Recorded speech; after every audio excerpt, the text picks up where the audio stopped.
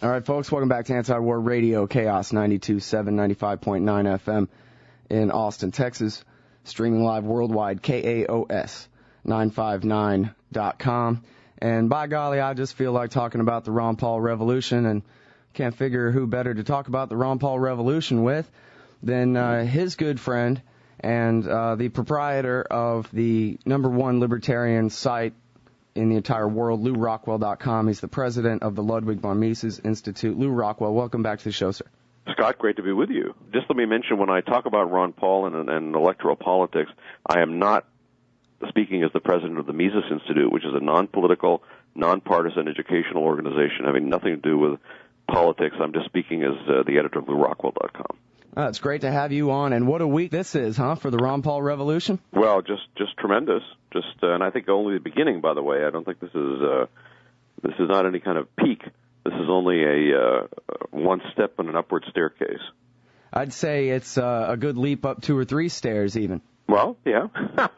Running with the analogy there, I have a very visual imagination here. So, and speaking of that, I have to say, I'm actually beginning to entertain fantasies of Ron Paul looking into the camera, giving a speech from his desk in the Oval Office, and seeing him as president in front of the blue curtain doing the press conference with the Washington Press Corps folks. And it's starting to seem like something that I'm willing to entertain the possibility that he could actually get the nomination and then trounce Hillary Clinton a year from now.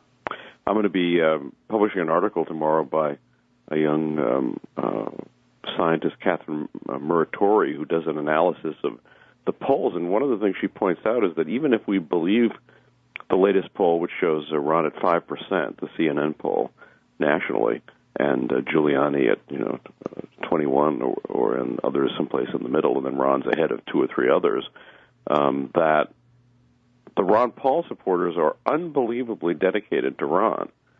They will get out and vote.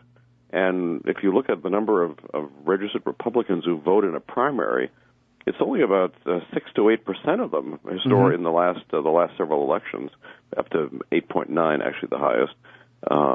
So that if you have if all the Ron Paul, even if at the president level, and as his name ID increases, his support increases, whether it's in New Hampshire or South Carolina, Iowa, and other states. But even if we were to look at things right now and hold the election today, given the fact that all the Ron Paul people would get out to vote, and a lot of the people who might say they were for Giuliani will not bother to get out and vote, she thinks that Ron would actually already win the New Hampshire primary.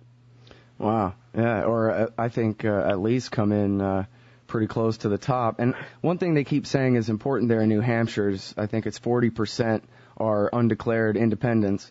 And the worry is that they'll all go vote in the Democrat primary for Barack Obama against Hillary Clinton. And then the hope is that, no, they'll all lean right this time. Well, we just have to see, but, I guess some of that is based on just how much of a race there is and how much, how much Hillary looks like the sure winner of the primary. Mm-hmm. But I think as more and more people examine Barack Obama and realize that his slight anti-war tinge is just baloney, that it's true that he verbally opposed the war while in the state Senate, not, of course, being able to vote on it. But he voted for every single war spending bill. He's one of Bush's, willing executioners. So the idea that this guy's anti-war is just nuts.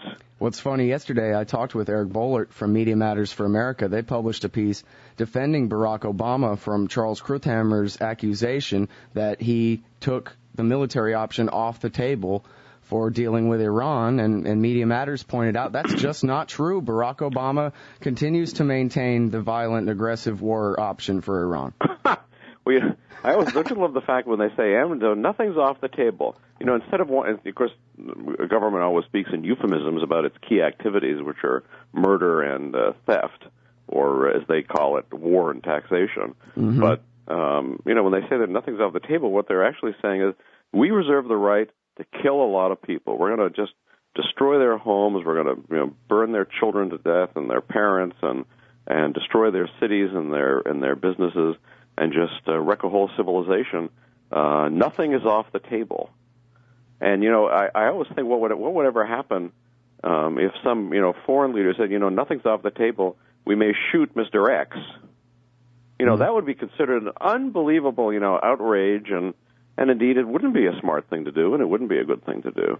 But the people in the U.S. feel absolutely free to threaten murder and mayhem at the drop of a hat, and of course to engage in murder and mayhem at the drop of a hat. And everybody else is just supposed to take it and like it.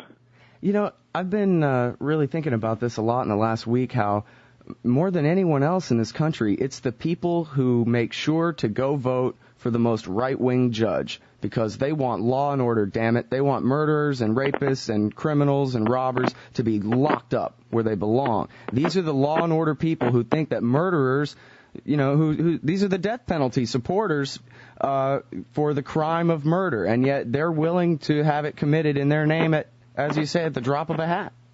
Of course, part of it is, I don't want to excuse people like this, but they're all taught from the earliest days in the government schools that the government is exempt from the moral law.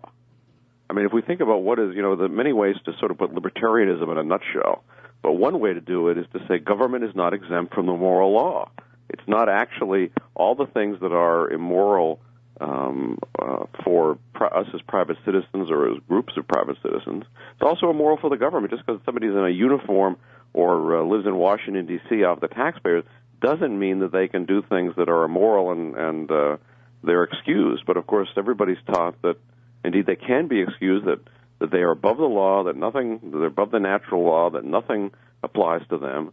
There are no restrictions.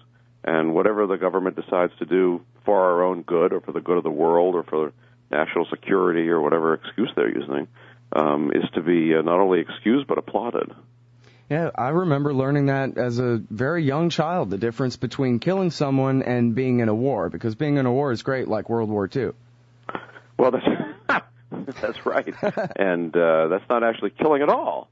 Why, it's just really being sweet to them or something. No, of course, it's actually insane, and it requires it's why libertarianism is such a liberating philosophy, because once you see through the fog generation machine that's the government and understand that this key point that they're not above the moral law, then you see everything differently. You see everything differently in terms of history or current events or what they're doing to the economy or Guantanamo or a million and one other things.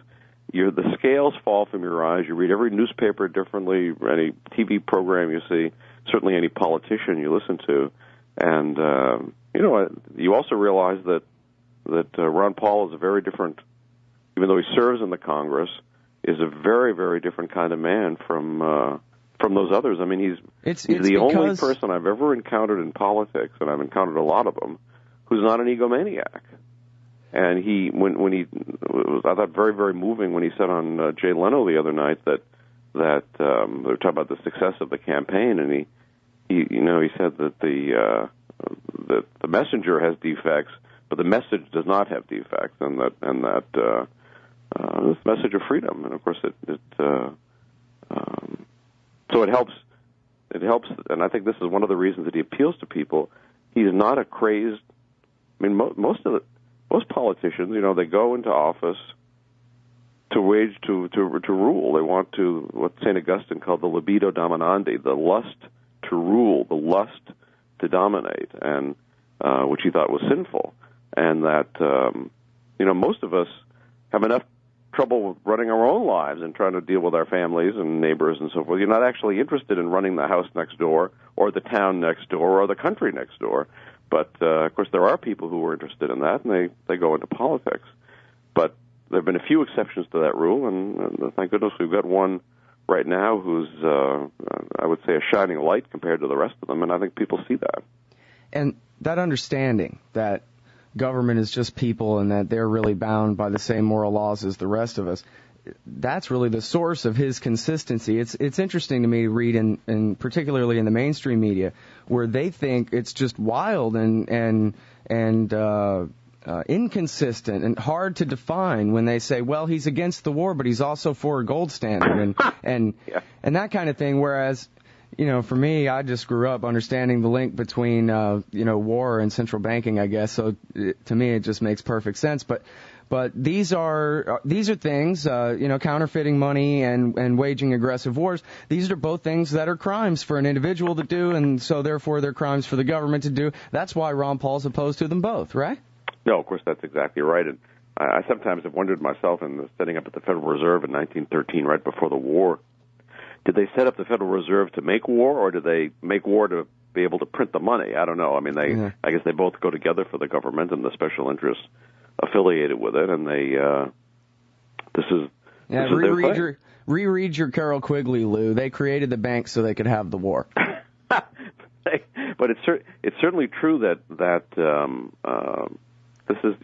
this is the heart of the government, and if we look back historically at the defenders of the gold standard, you see that one of the points they made is that it restricted wars. And in fact, this has always been why if we look at even the history of development of English liberty and this sort of thing, people wanted to restrict the king from being able to declare war on his own. That's the reason they wanted to restrict him financially, and also why he shouldn't be allowed to just debase the currency. Now, on your blog today, you linked to Howard Kurtz in the Washington Post. Yes. And I went and took a look at that, and he brought up something about the gold standard, and this is, I believe this was sort of the implied premise of one of Jay Leno's questions, and this is something that I see Ron Paul getting all the time, or at least people referring to this when he's not there to straighten him out.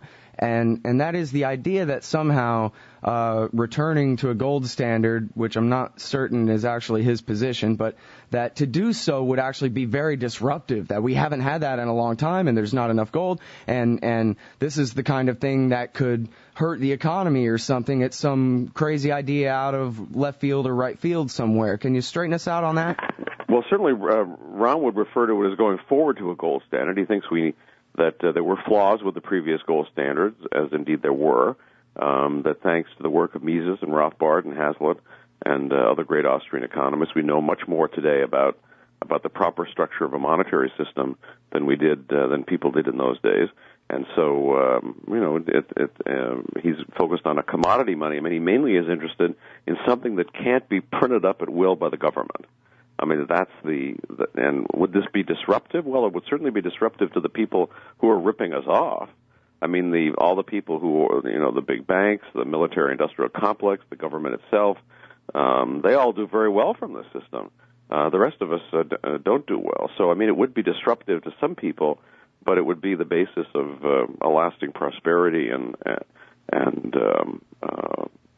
freedom for the rest of us.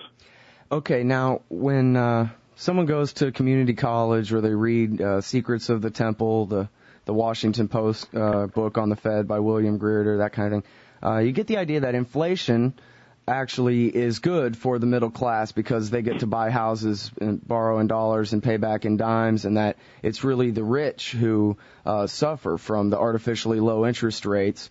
And their savings not making a lot of money, and that in balance, that's really a good thing. That if we had sound money, that basically there would be extremely high interest rates, and only the very richest people would be able to own any property. Well, of course, when we had sound money, the interest rates were very low. In 1864, right towards the end of the Civil War, the Confederacy floated its last loan in London. And they had to pay the unbelievable high interest rate of 6%, because of course people figured, well, they're not going to be here; they may not be here much longer. So I mean, it's if we companies were able to sell 100-year bonds at 1% and 2% interest rates in the days of the gold standard. So that's just. Grider is a commie, of course, and he gets a lot of stuff wrong, and that's part of it. But it's an amazing thing. In effect, these people are Kurtz and the rest of them are paying a backhanded tribute to Ron, that he's made monetary policy a successful campaign issue, which it's never supposed to be discussed. We're supposed to think of the Federal Reserve, if we think of it at all, as both too complicated and too boring to be interested in. Right. Whereas on the other, it's actually not boring, and by the way, we're being ripped off. There's nothing more interesting than that. Right. Last night, interestingly enough, when Ron was walking through National Airport, this well-dressed man with a British accent came up to him and he said, "Hey, Ron Paul, I just want congratulate you on the fact that you've been able to make the Federal Reserve and monetary policy a campaign issue. He said, I think it's just thrilling. And he said, by the way, I'm an economist at the IMF, and I agree with you. The IMF should be abolished. So, there's a good guy within the IMF. Oh, that's but interesting. when he spoke to the University of Michigan after the Dearborn debate, and 2,000 students came out to hear him, 2,000 undergraduates, and kids from that campus tell me they can't remember a politician ever getting that kind of a turnout. And they were applauding him on the war and on civil liberties and free markets and the kinds of things he talks about. When he started to talk about monetary policy, some of these kids started chanting, and then the whole crowd picked up the chant, "Gold, gold, gold." A bunch of undergraduates from the University of Michigan calling for a gold standard. So and they also some of them were lighting dollar bills as a way of sort of saying, "Take that, buddy," to the Federal Reserve. I mean,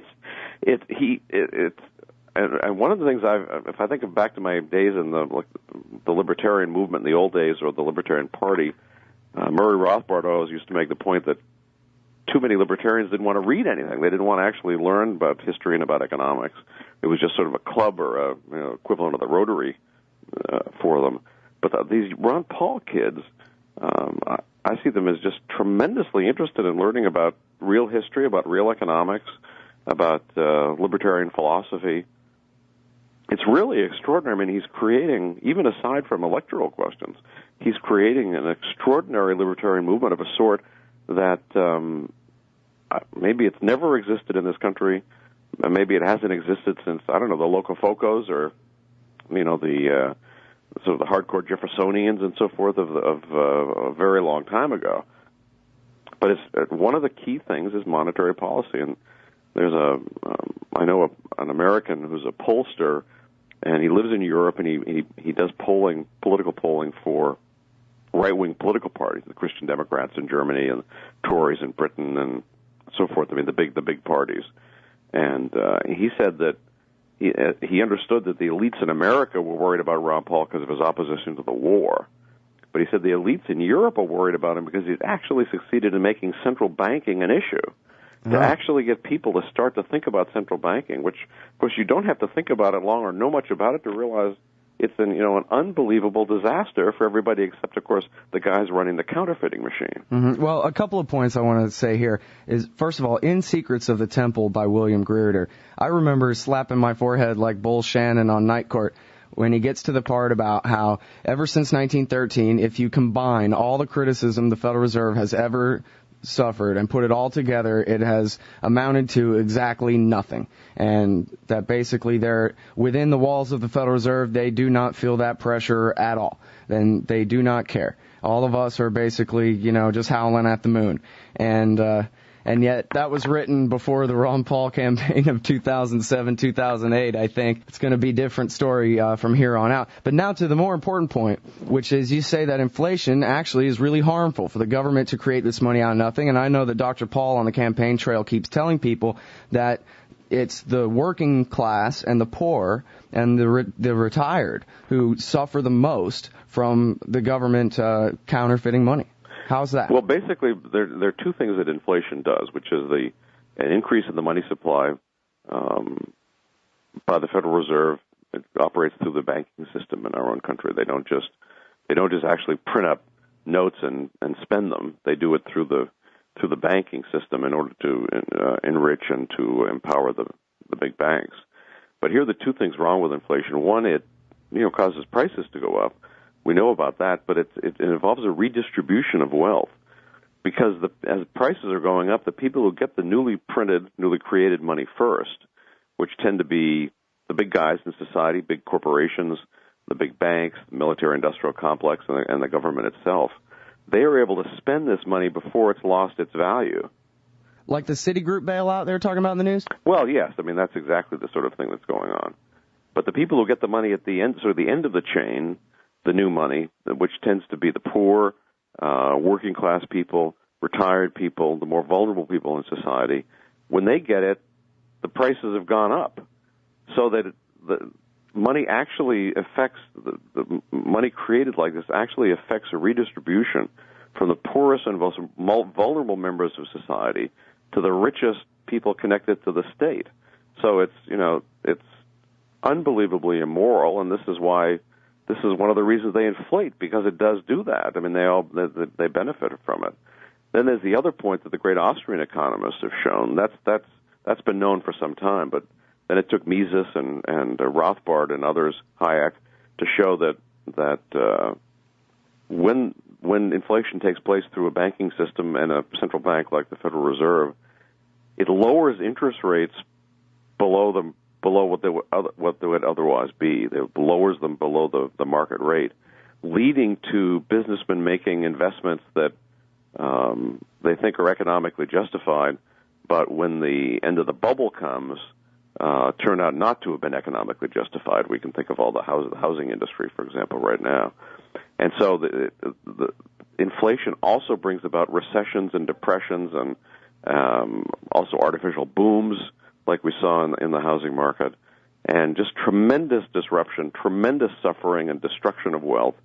So the Federal Reserve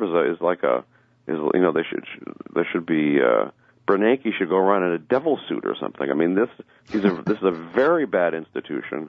It's an evil institution, morally evil. Ron would point out it's unconstitutional. There's obviously no justification for it in the Constitution. It's economically destructive. And it empowers the government.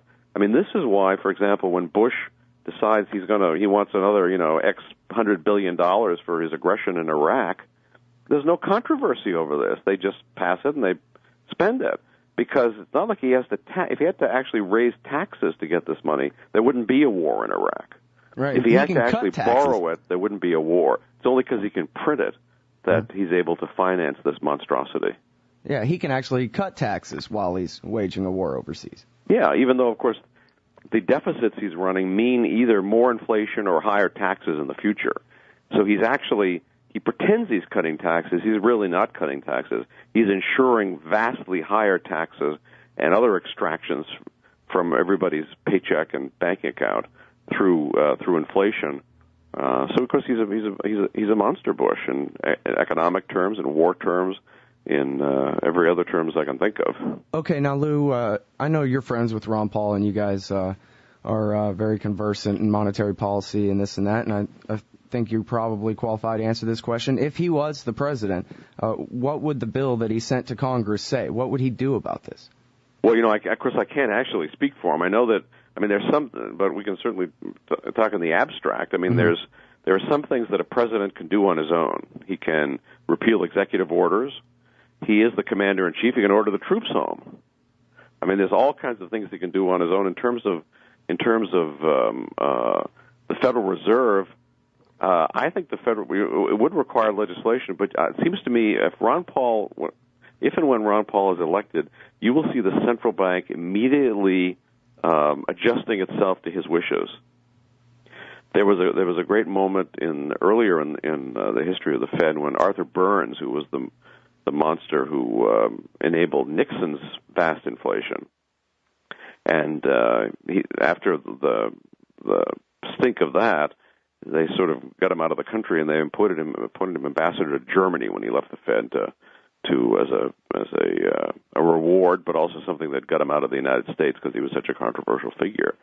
So he's holding his first press conference at the airport in Bonn, and some smart German reporter said, how could you have inflated the way you did? How could you have done what you did to the dollar and the whole economies of the whole West through the inflation that you enabled?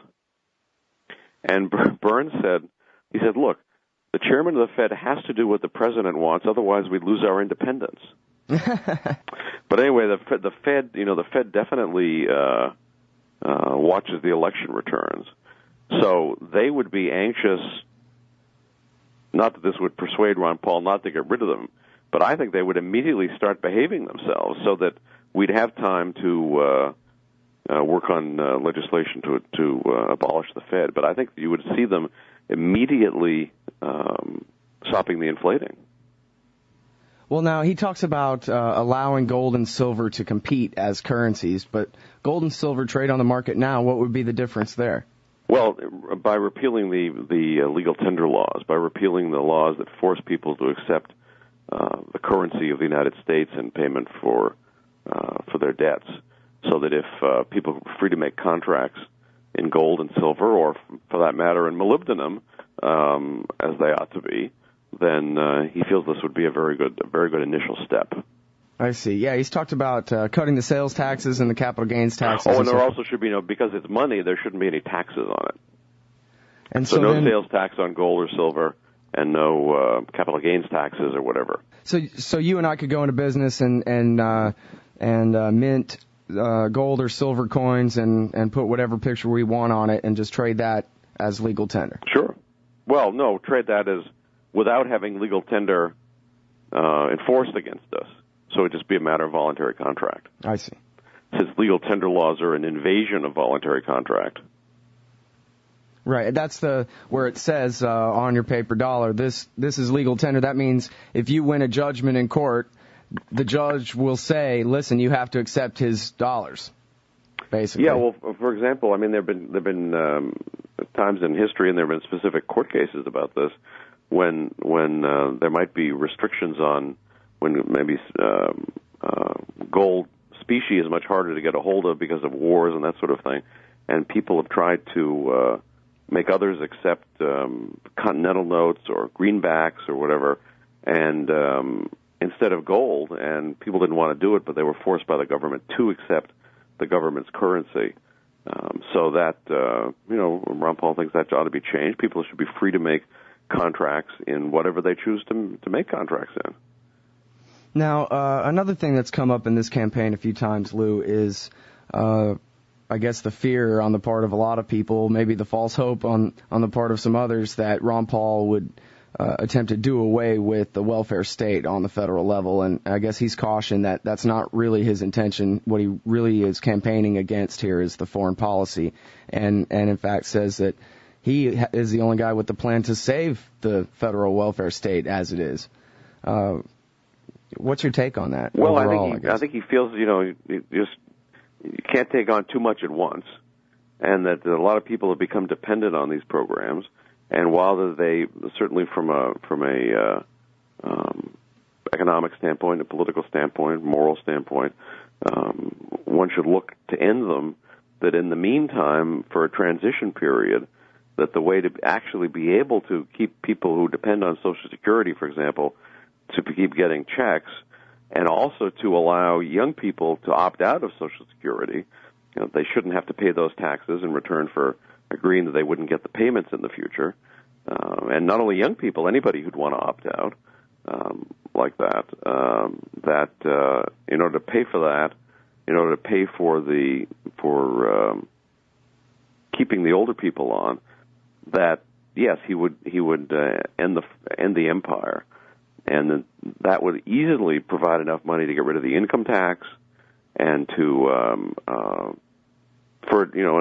enable a transition period for people who are dependent on food stamps or Social Security payments or other things.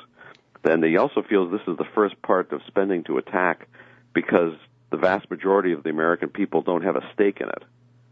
It's only a small minority of the military-industrial complex and the merchants of death who have a stake in it. You could get a political majority much more easily to bring the troops home from the 140 countries that they're stationed in, and the bombers and the aircraft carriers and the missiles and all the rest of the weapons of war and destruction, and that there's hundreds and hundreds of billions of dollars to be saved there, because the military budget is much bigger than they allow than we're officially told. I know Bob Higgs, Professor Robert Higgs, calculates it at about $750 billion in the last fiscal year, and I think that's right, because there's all kinds of military spending that takes place outside of the so-called Defense Department. It takes place in the Energy Department for the manufacture of atom bombs, for example. NASA has a lot of military aspects to it, and of course there's the VA and all those good things too. But I mean, just the actual war-making facility is spread out over a number of different departments. So there's just a huge amount of money to be saved every year by not waging war. And by the way, that it's always hilarious. They don't include the cost of war in the military budget. Right. The cost of the Afghan and the Iraqi wars are in a separate category. They're not part of the Defense Department budget.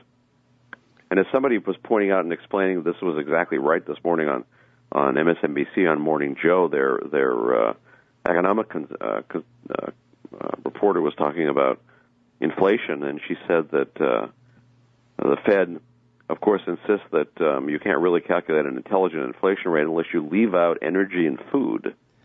So if you leave out energy and food, she said, really, the inflation isn't too bad. Well, it just strikes me as, there's the government, right? I mean, just nothing but lying monsters.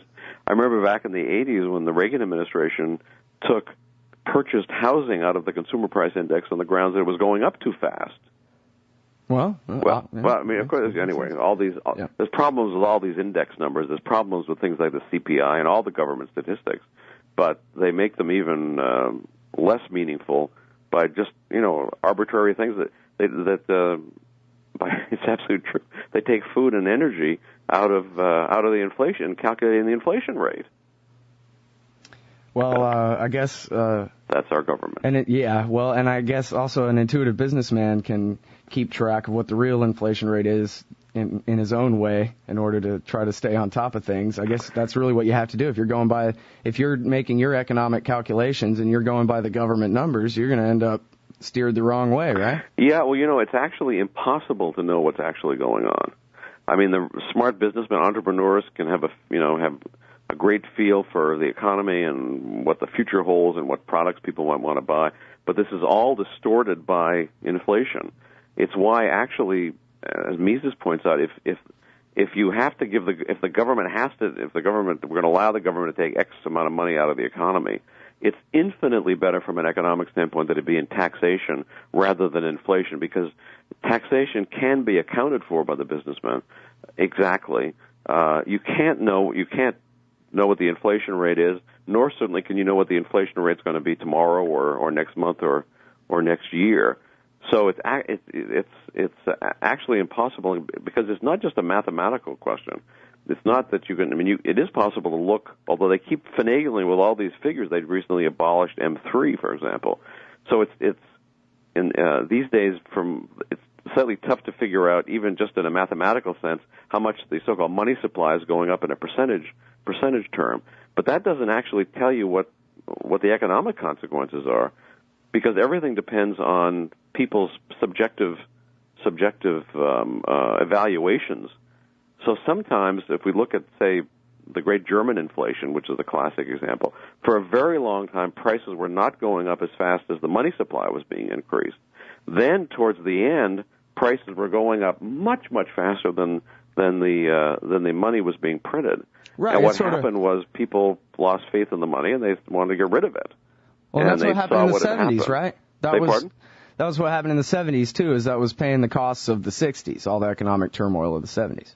Sure, that's right. And there was also a period, which I think we may be approaching again, in the 1970s, before Paul Volcker was brought in to head the Federal Reserve, when you actually had merchants in Europe refusing to take dollars because the whole thing was so volatile, they didn't want them.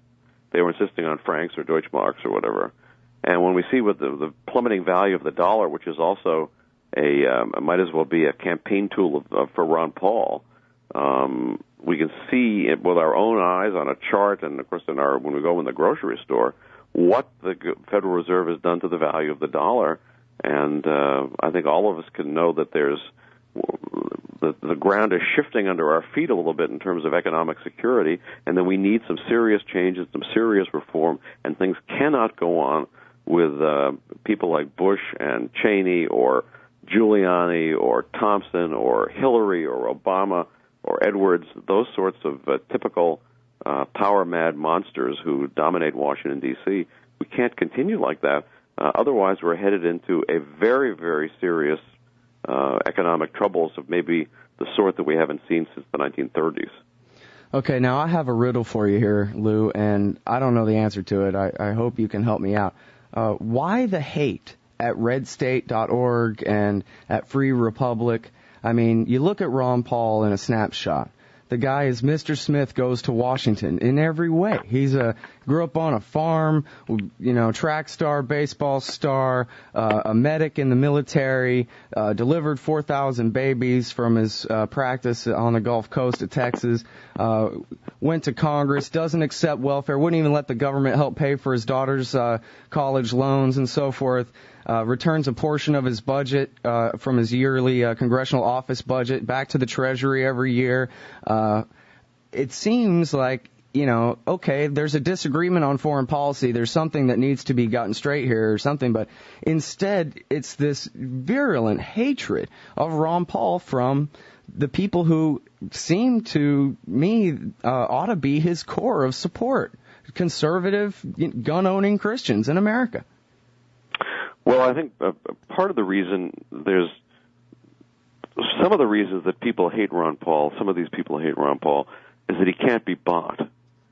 Now, I remember when I was working for him in Washington, one night late in the office, Reagan called him, and Reagan never lobbied, by the way, to cut government spending. It was always just, I don't want to shatter anybody's illusions, it was always just the reverse. This time he was putting unbelievable pressure on Ron to vote for some horrible new bomber. Now I can't remember whether it was the B-1 or the B-2, but some horrible weapon of aggression. Ron wouldn't do it. And they all eventually learned that his arm is untwistable. But if you can't be blackmailed and you can't be pressured to do the wrong thing, that's a very scary thing to the elites who are used to running things. Then, as to the gun-toting Christians, it seems to me their two key doctrines are murdering Muslims and the police state. They want to taser and jail and knock over the head with a nightstick anybody who they feel is a bad person. So somebody who might be a cancer patient smoking a marijuana cigarette, some other threat to society of that sort. So they believe in government death squads, and they believe in the police state. So versus Ron Paul doesn't believe in either one of those things. That bothers him. And the third thing is he's able to rouse the public.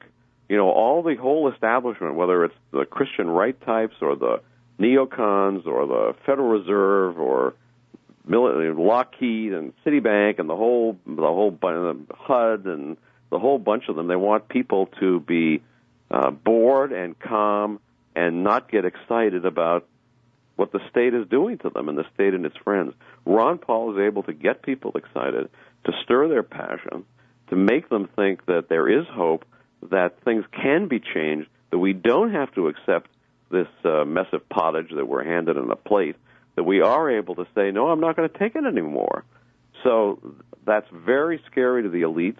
It's scary to their adjuncts in the Christian right, and it's scary to all the bad people in society. But I think there are many more good people in society, and they're hearing the message. And it's a scary thing for the bad guys, but what a heartening thing for those of us who think there needs to be some serious reform. Yeah, well, it's funny, though, because, and I think you've written about this before in your article about the reality of red state fascism. It's been a while since I read it, but I think you kind of bring up the point of these guys at least could have been mistaken for our allies in the 1990s and maybe in Hillary Clinton years ahead, could be mistaken for our allies again. They're the kinds of people who were angry about the Waco massacre and not just hated Bill Clinton, but hated the government during the days of Bill Clinton. And something's happened to them. I guess it's the slaughter of Arabs thing. You're right, in the police state, but on the police state level, at least in the 90s, they, I think, would have been on our side and said, well, if we're going to have a police state, it should only be at the local level at least, or something. Well, I think that's actually may not be true. I think in the 90s, first of all, they were all pro Waco. I mean, they all agreed with Rush Limbaugh and Sean Hannity and all these people that law enforcement, quote unquote, was in the right, and anybody who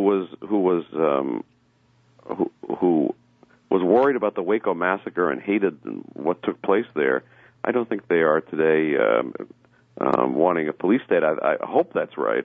On the other hand, maybe they could be persuaded into war. War is a very seductive thing for these people. But no, I think it's a fascist impulse. And if we look at what is fascism, it's not just a left-wing smear term. I mean, it's an actual political philosophy that contains elements of conservatism and elements of leftism too. And of course, it's militarism and it's belligerent nationalism and it's suppression of civil liberties and aggressive war and the glorification of the nation state and demonization of the other. That can be Jews. It can be these days it's Muslims and Arabs, and it's a very, very unfortunate tendency in the human heart. And so I think these people really are fascists. And while I don't think communism was ever a danger in this country, fascism is something different. But I think the fascist moment may have passed.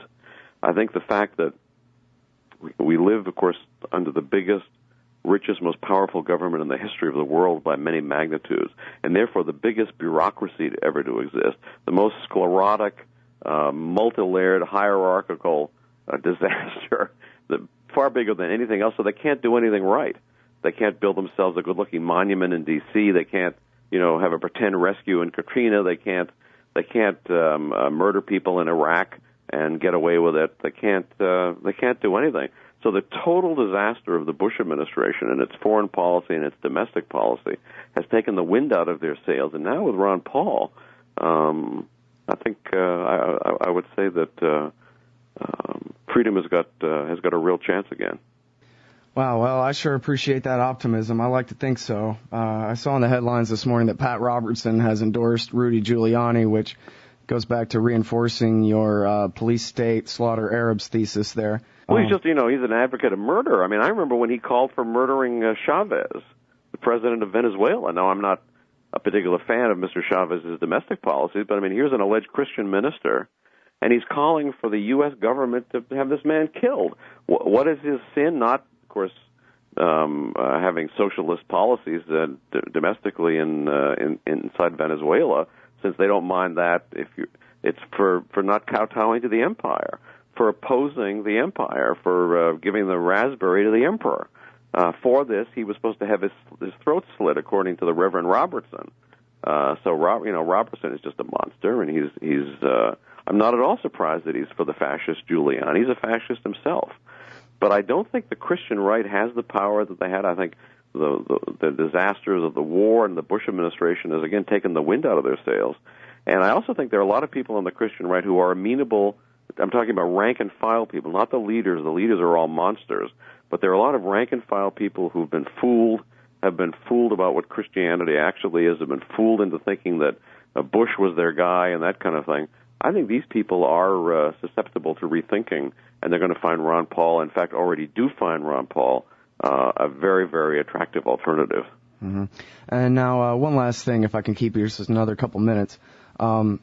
The so-called war on terrorism, I think a fear that a lot of these people have, the ones who aren't just, hell-bent on killing all the Arabs and so forth, but I think a lot of people have been convinced that they need to fear this Islamo-fascist caliphate, and if not that, at least, Yeah, Osama bin Laden and the terrorist people who want to come here and kill us, and I think a lot of them are under the impression that Ron Paul, just as president, wouldn't do a damn thing to fight Al-Qaeda, and I wonder what your understanding on that issue is.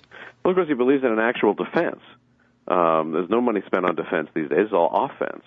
So he believes in an actual defense, and if anybody were to try to attack America, of course, he believes in stopping that. But that's as he's pointed out, it's not why we were attacked. If we were attacked as a result of blowback, as a result of our meddling and installing governments, installing dictators, installing various rip-off schemes and so forth in the Arab world for more than 50 years. So noticing that Switzerland doesn't get attacked and Sweden doesn't get attacked and Finland doesn't get attacked, these countries, we're not being attacked because we're free, because women have short skirts, or all the rest of the baloney that the neocons it's because we're an empire. Now that obviously two wrongs don't make a right. I mean, you can't murder innocent people in the name, despite the fact that the U.S. government has oppressed you. It's it's obviously not legitimate to try to murder Americans in return for that. That has to be stopped and prevented, and Ron Paul would stop that. But he would also stop sticking a stick in the hornet's nest, and that would go a long way towards helping too. So he would stop meddling in the Middle East. He would get our troops out of there, and we would no longer be a lightning rod.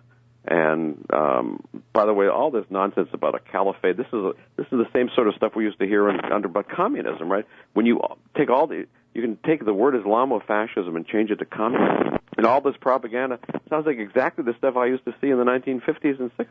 Yeah. Although the exact same arguments. Yeah, the idea that a couple of guys in a cave are somehow going to come over here and threaten America. I mean, that they want to abolish our freedom. They want to abolish the First Amendment or whatever. That's just insane.